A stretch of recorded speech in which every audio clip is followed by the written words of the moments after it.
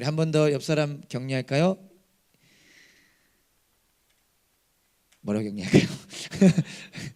십자가를 소망합시다. 우리 이렇게 한번 격려합시다. 우리 1부 때는 좀 편하지 않습니까? 제가 그림 하나 준비했습니다. 여러분 많이 보셨을 그림인데요. 혹시 이 그림 아시는 분 계시나요? 보니 이게 훨씬 선명한데 이 프로젝터로는 조금 흐리지만 나중에 혹시 이 그림 아시나요? 어떤 그림인지 좀 아시겠나요? 어떤 그림이죠?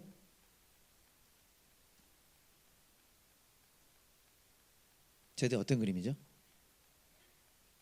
아니 제목을 맞추라는 게 아니고 이게 어떤 그림이죠? 오케이 하긴 나가다 대답 애매하게 미안합니다. 렘브란트라고 들어보셨나 모르겠습니다. 렘브란트라는 화가 네덜란드 화가인데 그분이 그린 The Three Crosses. 한국말로는 두 개로 표현돼서 제가 조사하기가 좀 쉽지 않았습니다. 물론 어제 밤에 조사한 거예요. 세 개의 십자가 혹은 세 십자가라는 그림입니다.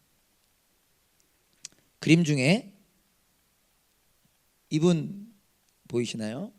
네. 저희가 읽은 본문 뒤에 나오는 본문인데 예수님이 돌아가신 후에 백부장 로마 군인이죠. 그를 이렇게 성경은 표현합니다. 그런데 백부장은 그 일어난 일을 보고 하나님께 영광을 돌리며 말하였다. 이 사람은 참으로 의로운 사람이었다. 그리고 나서 이 백부장의 이야기는 등장하지 않습니다. 어떻게 됐는지 우리는 알 수 없지만 제법 많은 사람들이 소망하는 걸 수도 있고 기대하는 것이 그가 예수님을 만난 것으로. 예전에 몇 번 소개했는데 이 백부장을 주인공으로 하는 영화도 있었는데 저도 봤는데 되게 감동 있었던 영화거든요. 그가 예수님을 만나게 되는 성탄절 기간을 통해서 저와 여러분들이 함께 십자가의 은혜를 깊이 사모하길 바라는 마음으로 지난주부터 말씀을 나누고 있습니다. 백부장이 그렇게 예수님의 은혜를 경험했다고 한다면 어쨌든 새로운 고백이잖아요. 백부장이 할 수 없었던 고백이잖아요. 저와 여러분들이 십자가를 만나고 경험하기 원합니다. 그리고 여기는 다 십자가를 이미 고백하는 분들 같은데 이전과는 비교할 수 없는 그 깊은 은혜를 저와 여러분들이 경험하기 원합니다. 그리고 그 일을 위하여 함께 기도하기 원합니다. 오늘 말씀 후에 찬양하면서 기도하는 그 시간부터 우리가 더 우리의 마음과 우리의 모든 것들을 쏟아서 십자가를 사모하는 저와 여러분 되기를 소망합니다. 예수님께서 십자가에서 하신 두 번째 말씀은요, 오늘 본문 중 43절 말씀입니다. 제가 한 번 더 읽어보겠습니다. 내가 진정으로 너에게 말한다. 너는 오늘 나와 함께 낙원에 있을 것이다. 영어로 보면요, Truly I say to you, today you will be with me in paradise 라고 예수님 말씀하셨습니다. 다시 한번 그림을 그려보면 좋을 것 같아요. 사형 판결을 받고 희롱과 고문을 당하신 후, 자세히 묘사하진 않겠지만 그것이 얼마나 끔찍한 그리고 얼마나 큰 고통이었는지 여러분 아시죠? 십자가에 못 박히신 예수님, 로마 군인들은 그 예수님의 오른쪽과 왼쪽에 예수님과 함께 처형장으로 끌려온 죄수들도 십자가에 못 박았습니다. 어떤 데는 행악자 강도라고 표현되고 오늘 누가복음 같은 경우는 죄수라고 표현하고 있는데요. 전세 혹시 사진 한 번만 더 보여주시면요, 정확한 그림은 알 수 없지만 인터넷 찾아보시면 다양하게 십자가들이 표현되어 있죠. 어쨌든 이렇게 예수님의 오른쪽과 왼쪽에 죄수들도 십자가에 못 박혔습니다. 여러분, 이 모습은요, 이 모습 중에 하나는 우리에게 무엇을 보여주고 있느냐, 예수님께서 그 오른쪽과 왼쪽에 있는 죄수들과 똑같은 취급을 받으셨다라는 것을 묘사하고 있는 것입니다. 그냥 예수님 오른쪽 왼쪽에도 누군가가 못 박혔구나가 아니라, 물론 마태, 마가, 누가복음이 조금 다른 것들을 강조하며 묘사하고 있는데 그 중에 공통된 것은 뭐냐면 바로 저 죄수들과 같은 똑같은 취급을 우리 왕이신 구주이신 예수님께서 받으셨다라는 것을 의미하고 있습니다. 이사야 53장 12절에 보면 이사야서가 되게 많은 부분 예수님을 묘사하고 있지 않습니까? 예언하고 있는데요. 그중에 이런 표현이 있습니다. 제가 요 밑에서부터 읽어볼게요. 밑에서 두 번째 줄부터. 그는, 예수님을 말하죠. 그는 죽는 데까지 자기의 영혼을 서슴없이 내맡기고 남들이 죄인처럼 여기는 것도 마다하지 않았다. 그는 많은 사람의 죄를 대신 짊어졌고 죄 지은 사람들을 살리려고 중재에 나선 것이다. 창조주이신 예수님, 죄가 없으신 예수님. 그런데 오늘 이사야서에서는 뭐라고 묘사하고 있습니까? 그 예수님은 지난주 말씀과 같은 말씀이죠. 인간을 살리기 위해 인간이 되셨을 뿐만 아니라 죄인이 되셨습니다. 여러분 그런 경험 있으신가요? 내가 하지 않은 거를 했다라는 그런 혹은 누명 혹은 잘못된 얘기만 들어도 기분이 너무 불쾌하고 힘들지 않나요? 그렇지 않습니까? 저는 그랬거든요. 근데 예수님은 죄가 없으신 그분이 죄인이 되셨습니다. 죄의 문제, 죄인의 문제, 우리의 문제를 해결하기 위해서 가장 낮은 위치로 내려오신 것입니다. 예수님과 함께 십자가 못 박힌 죄수들 여러분 많이 들어보셨을 거예요. 십자가형으로 죽는다라는 것은 그들이 굉장한 흉악범이었다라는 것을 충분히 추측할 수 있습니다. 특별히 오늘 본문에 죄수 중 한 명이 뭐라고 표현해? 본인 스스로 말하기를 우리는 우리가 저지른 일 때문에 그의 마땅한 벌을 받고 있다. 그 사람들은 끔찍한 죄를 지은 겁니다. 적어도 로마의 기준에 의하면. 그런데 그 사람처럼 예수님이 됐다라는 거예요. 뿐만 아니라 그 죄수 중 한 명에게 예수님께서 이렇게 말씀하셨죠. 너는 오늘 나와 함께 낙원에 있을 것이다. 조 선생님께서도 감사하게 잘 설명해 주셨는데 낙원에 있게 된다는 것은 우리가 옛날에 혹 잘못 착각했을 법한 파라다이스 그게 아니에요. 조금이라도 우리가 그런 부분이 있다면 오늘 제거하기 원합니다. 물론 인간의 연약함으로 그런 것들이 나타날 수 있잖아요. 낙원이 그게 아닙니다. 간단하게 말씀드리면 낙원에 있게 된다는 것은 구원을 받고 천국을 소유하게 된다는 의미입니다. 즉 무엇이 나타나고 있는 것이냐? 그 흉악범 죄수에게 내가 오늘 나와 함께 낙원에 있을 것이다 라고 말씀하신 그 장면에서 무엇이 나타나고 있느냐? 예수님께서는 인간을 살리기 위해 이 땅에 오셨고 십자가에 못 박히셨는데 그 대상에는 누가 포함된다는 거예요? 저 끔찍한 죄를 저지른 죄수, 흉악범도 포함된다는 거예요. 나아가서 누가 포함된다는 겁니까? 감사해요. 빠르신 두 자매님이 여러 계셨는데 이렇게 안 해서 감사합니다. 내가 포함된다는 거예요. 너가 포함된다는 겁니다. 여러분은 너 하지 마시고요. 나 같은 사람, 너 같은 사람, 죄 같은 사람도 포함된다는 것입니다. 이것이 오늘 십자가에서 나타나는 십자가의 의미인 것입니다. 오늘 말씀을 통해서 우리가 두 가지를 주목하고 기억하고 살아내고자 합니다. 우리에게 어쩌면 익숙한 내용일 수 있는데 새롭게 더 깊이 경험하기를 소망하면서 선포하겠습니다. 첫 번째, 예수님은 우리를 구원하신다라는 것입니다. 한번 따라해 주실까요? 예수님은 우리를 구원하신다. 네, 예수님은 우리를 구원하십니다. 아멘. 아멘.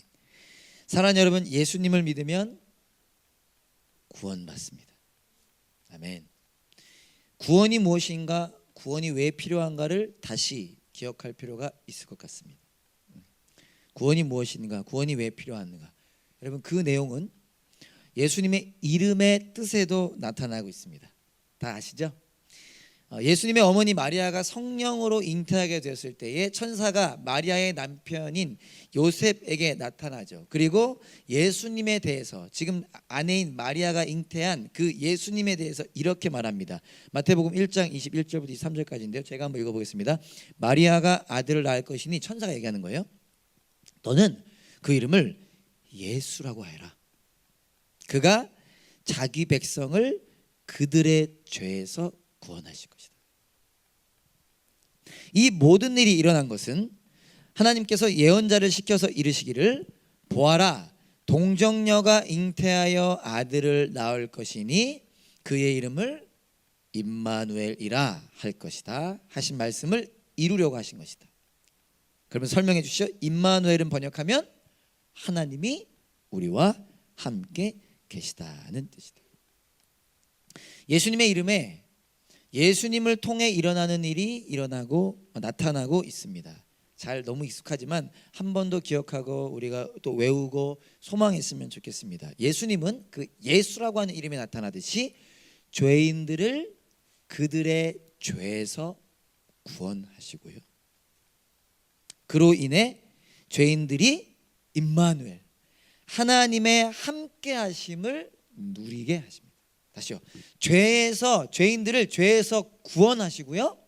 그 죄에서 구원하심으로 인하여 하나님과 함께함을 누리게 한다는 것입니다. 즉 구원이란 무엇이냐? 똑같지만 다시 표현해 본다면 구원이란 무엇이냐? 우리의 죄가 용서받는 것입니다. 지난주에 나눴던 내용이죠.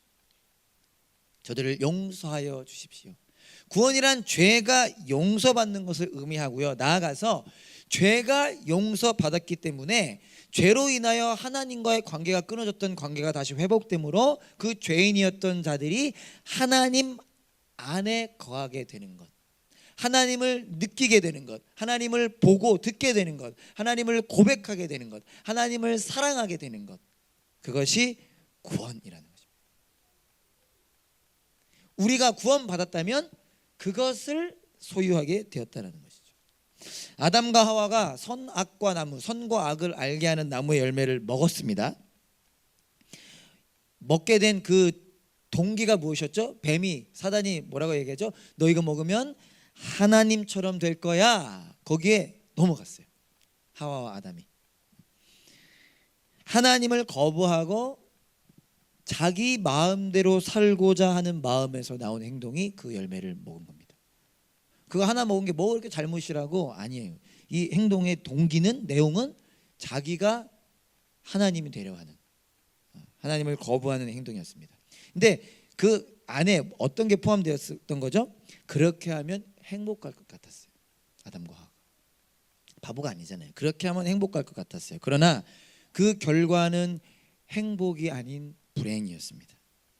하나님의 다스림과 보호하심이 없어졌기 때문에 두려워졌고요. 하나님의 다스림과 함께하심이 없어졌기 때문에 허전해졌습니다. 그런 인간이 갖게 된 모습을 로마서 1장 29절은 이렇게도 표현합니다. 로마서 1장 29절이 없으면 제가 그냥 읽어드릴게요. 온갖 불의, 악행, 탐욕, 악의, 시기, 살이, 분쟁, 사기, 적의. 좀 말이 어렵죠. 이게 성경 곳곳에 나타나지만 로마서 이런 것들이 표현. 이게 인간이 갖게 된 모습이에요. 이게 왜 나타나느냐? 행복해지고 싶어서, 세상 말로 잘 되고 싶어서, 나를 채우기 위하여, 나의 두려움과 허전함을 해결하기 위하여 어떤 것들이 나타난 거예요? 그런 욕심, 악한 마음, 살인하고 분쟁하고 사기, 적의 막 이런 것들이 나타나기 시작한 겁니다. 근데 그게 끝이 아니라 그것들이 인간을 무너뜨렸을 뿐만 아니라 그 결과는 인간이 그토록 두려워하는 죽음, 사망, 심판, 저주였다는 것이죠. 중요한 것은 무엇입니까? 이 문제를 해결하기 위하여 예수님께서 오셨다는 거예요. 갈라디아서 1장 4절 우리 다 같이 한번 읽어봅시다. 시작.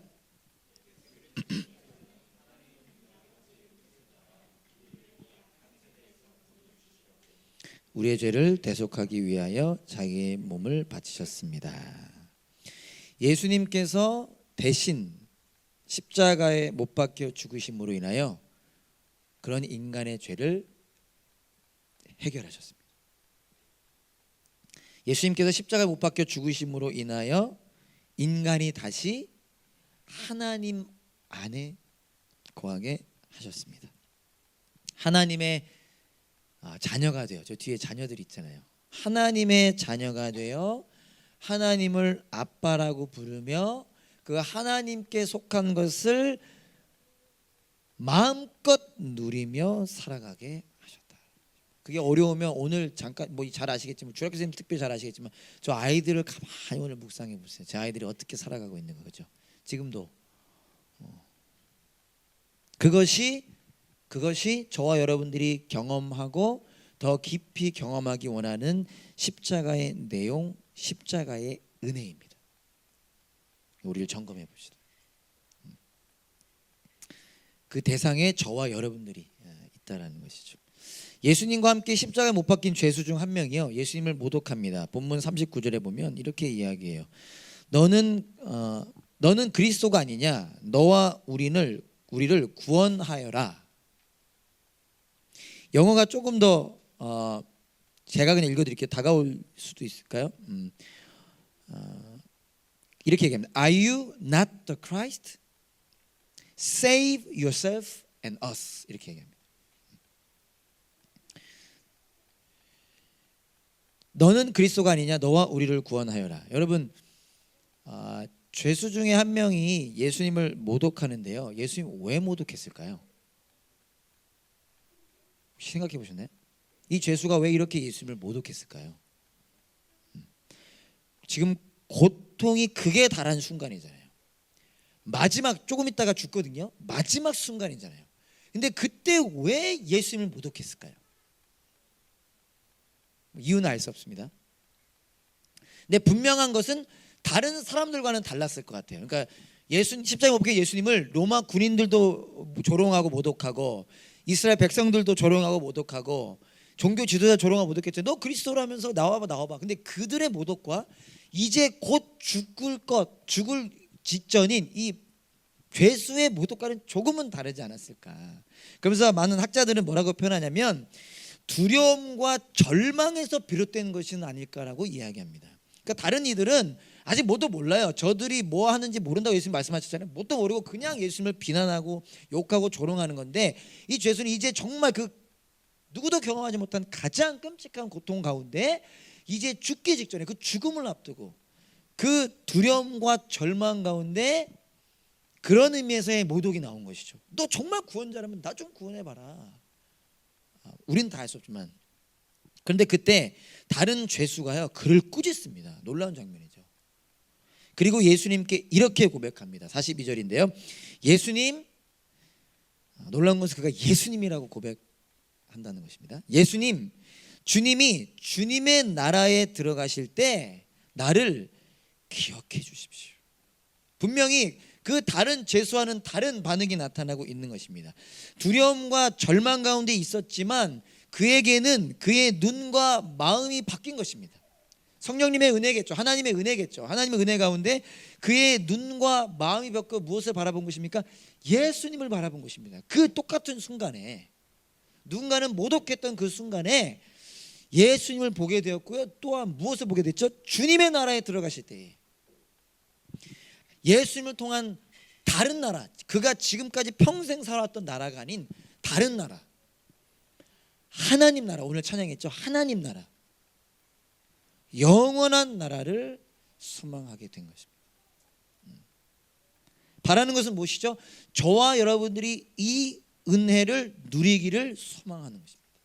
저와 여러분들이 이 은혜를 이미 누렸다면, 받았다면 그 은혜를 더 누리기를, 갈망하기를 소망하는 것입니다. 더 깊은 하나님의 구원받아 하나님의 자녀로 살아간다는 것이 어떤 것인지를 더 깊이 누리는 저와 여러분 되기를 소망합니다. 신기하게도 보통의 인간은, 저 아이들은요 엄마 아빠 엄청 찾아요. 지금도 다 컸는데도 찾잖아요. 근데 점점점 크면서 안 찾아요. 물론 점점점 크면서 더 찾는 분들도 계실 수 있지만, 근데 우리는 이 신앙에 있어서는 바뀌어야 되는 것입니다. 저와 여러분들이 구원을 받았다면, 십자가를 통한 그 은혜를 경험했다면 더 그 은혜를 갈망하고 더 그 은혜를 경험하기를 소망하는 저와 여러분 될 수 있기를 간절히 소망합니다. 아멘, 아멘. 두 번째는요, 나는 구원을 깊이 누리고 있는가입니다. 한번 따라해 주셨습니까? 나는 구원을 깊이 누리고 있는가. 제가 너무 자주 쓰는 표현인데 이해해 주시고요. 이거는 공격적인 질문이 아닙니다. 사랑해, 살리기 위한, 스스로를 향한, 그러니까 다른 사람한테는 조심해서 하시고요. 스스로에게 나는 구원을 깊이 누리고 있는가. 우리 다 구원받았죠. 여러분 구원 받으셨죠? 구원 받은 사람 아멘 해보세요. 구원 받으셨나요? 아멘. 자신 있게 키 큰 형제님 자신 있게. 예. 근데 그 구원을 깊이 지금도 누리고 있는가? 저에게도 가장 중요한 질문이라고 생각합니다. 오늘 본문은 많이 알려진 이야기입니다. 그죠? 예수님 모르고 예수님 안 믿는 분들에게도 많이 알려진 이야기인데 제 생각에 더 깊이 생각 못 해봤지만 크게 두 가지 이유가 있을 것 같아요. 이 이야기가 왜 유명한가? 첫 번째는 아마도 이 두 예수님의 오른쪽과 왼쪽에 십자가에 못 박힌 두 죄수의 극명하게 다른 결과 때문일 수 있을 것 같아요. 조사님 사진 한 번만 더 보시겠어요? 계획된 건 아닌데 보면 이 렘브란트의 특징은 그림의 빛을 표현했다는 건데 그게 많은 전문가들은 뭐 알 수는 없으니까 그의 신앙 고백이라고 표현하는데 이 오른쪽과 왼쪽 색깔 차이가 확연하게 나죠. 어쨌거나 이 이야기가 유명한 이유 중에 하나는 제 생각에 두 죄수의 극명하게 다른 결과 때문일 것 같습니다. 그러면서 또 다른 이유는 뭐냐? 또 다른 결과 중에 하나가 뭐죠? 한 죄수는 그의 인생의 마지막 순간에 구원받았잖아요. 그의 인생의 마지막 순간에 숨을 거두기 직전에 구원받았잖아요. 그래서 이 이야기가 유명한 게 아닐까 저는 생각해 봅니다. 어떤 목사님께서 이 죄수를 이렇게 표현하셨습니다. 제 발음이 좀 해도 이해해 주세요. The luckiest man alive. 이 죄수를 이렇게 표현했어요. The luckiest man alive. 해석하자면 세상에서 가장 행운아. 여러분 그렇게 생각하세요? 세상에서 가장 행운아. 세상에서 행운아. 자, 잘 들어보세요. 만약 이 죄수를 가장 행운아로 생각하는 이유가 이 죄수가 그의 인생 마지막 순간에 구원을 받게 된 사실 때문이라면 이 죄수가 평생을 하나님을 모르는 삶을 살았는데 자기 자신의 힘으로만 살았는데 멸망을 향해 갔는데 이제는 드디어 구원을 받고 하나님 안에서 살게 된 사실 때문이라면 괜찮습니다. 좋습니다. 감사한 일이에요. Yeah, he is the luckiest man alive. 그런데 만약 이 죄수를 가장 행운아로 생각하는 이유가 그가 평생을 자기 마음대로 살다가 죽기 직전에 구원받게 된 사실 때문이라면 좀 표현이 좀 제대로 전달 안 되죠. 제 주위에 이런 얘기하는 사람 농담으로라도 많았거든요. 예를 들어 이런 겁니다. 나는 해보고 싶은 것도 별로 못하고 초등학교 때 고등학교 때 예수님 만나가지고 지금 이렇게 살고 있는데 이 강도는 평생 자기 마음대로 살다가 죽기 직전에 예수님 만나서 구원받았네. 땡 잡았네. 라는 식의 생각 때문이라면 표정을 보아하니 우리 일부 예배분들 중에는 없는가 봅니다. 제 친구들 중에 그런 얘기하는 사람 진짜 많았거든요. 안 괜찮습니다. 만약 이런 생각, 이와 비슷한 생각이 우리에게 조금이라도 있다면 안 괜찮습니다. 조심해야 합니다. 점검해야 되고요. 확인해야 합니다. 왜죠?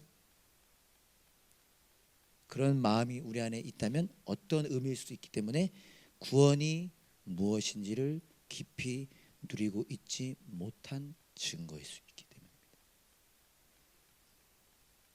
하나님 안에 살아간다는 게 무엇인지를 깊이 누리지 못하는 거예요.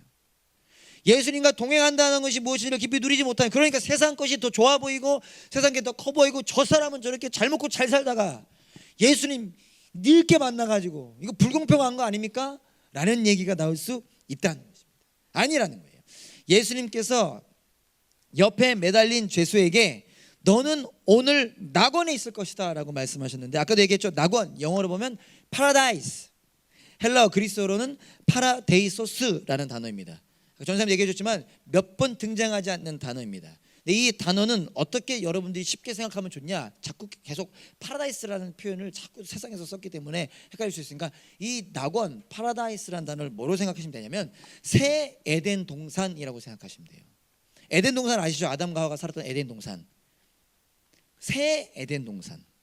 더 쉽게 말하면 회복된 에덴 동산. 그러니까 낙원이라고 하는 개념에 뭐가 포함되어 있는 거냐? 왜 하나님 일부러 낙원이라는 단어가 기록되느냐? 여기 누가복음에 그 에덴 동산의 개념을 우리가 기억하게 하기 위함일 수 있다는 것입니다. 어떤 의미죠? 에덴 동산?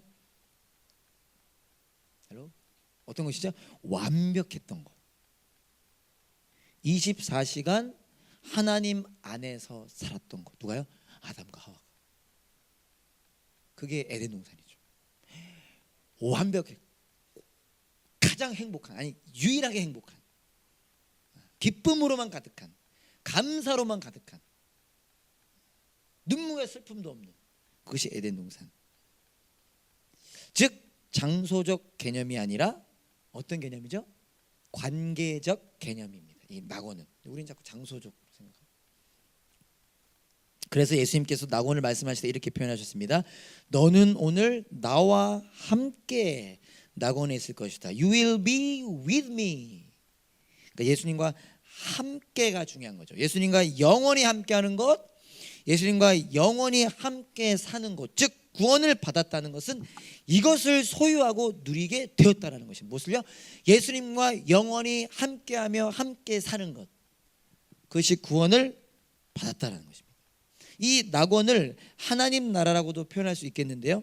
이 하나님 나라는 너무 큰 내용이지만 이사야서는 이렇게 표현합니다. 여러분 제가 인용했는데 여러분들 익숙할 것입니다. 특히 어릴 적 주일학교 출신이라면 많이 들어보셨을 때 이사야서 11장 6절에 보면 그때에는 이리가 어린 양과 함께 살고 표범이 새끼 염소와 함께 눕고 송아지와 새끼 사자와 살찐 짐승이 함께 풀을 뜯고 어린아이가 그것들을 이끌고 다닌다. 여러분 이게 가능한 일입니까?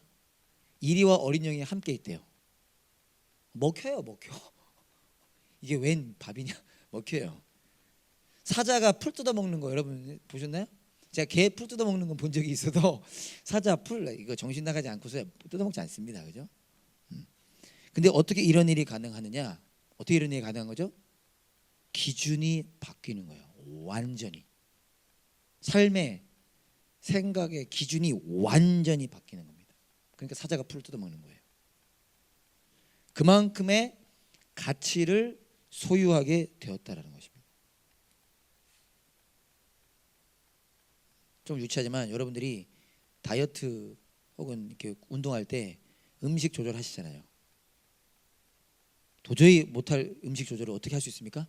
더 큰 가치를 바라보면서, 그죠? 나의 건강 혹은 나의 멋진 나의 인스타그램 위해서, 그죠? 좀 이것보다 훨씬 깊은 거지만 어떻게 이런 일이 가능하냐? 그만큼의 가치를 소유하여 기준이 완전히 바뀌게 되는 것입니다. 이것을 로마서는 뭐라고 표현하냐? 로마서 14장 17절에 이렇게 표현합니다. 하나님의 나라는 먹는 일과 마시는 일이 아니라, 여러분 우리 제일 중요한 게 먹는 거 마시는 거 아니에요? 먹고 마시고 입는 거? 성령 안에서 누리는 의와 평화와 기쁨이다. 그러니까 먹는 거 마시는 게 잘못됐다는 게 아니라 먹는 거 마시는 거랑은 비교할 수 없는 놀라운 것을 보고 듣고 경험하고 느끼게 되는 것입니다. 그게 뭐죠? 하나님께서 주시는 평화와 기쁨을 소유하게 되는 거죠. 여전히 힘들기도 하고 여전히 아프기도 하지만 모든 순간 인도하시며 나의 눈물을 닦아주시는 그 예수님의 사랑을 누리게 되는 것입니다. 그게 하나님 나라, 그게 낙원이라는 거예요.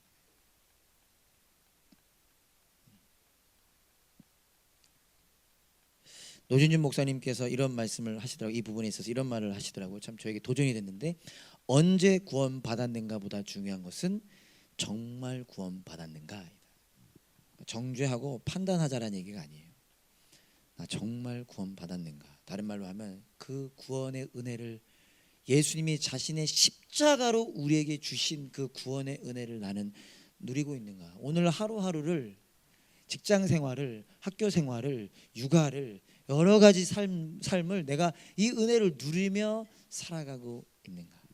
그것이 놓쳤기 때문에 혹은 이 강도를 불허하고 있는 건 아닐까. 우리 스스로 한번 점검해 보기 원합니다. 사랑하는 여러분, 저와 여러분들은 이 구원의 은혜를 누리고 있습니까? 한번 돌아보기 원합니다. 그리고 함께 격려하며 따뜻함으로 함께 갈망하기 원합니다. 우리가 이 은혜를 더 깊이 누리게 해주세요. 그리고 그 은혜를 누리지 못하는 자들이 그 은혜를 누리게 해주세요. 말씀을 마치겠습니다. 예수님은 저와 여러분들을 구원하시기 위하여 십자가에 못 박히셨습니다. 십자가에서 내려오는 것이 구원이 아닙니다. 어쩌면 이 세상 사람들은 그 십자가에서 내려오는 게 구원이라 생각했던 것 같아요. 그러니까 내려와봐.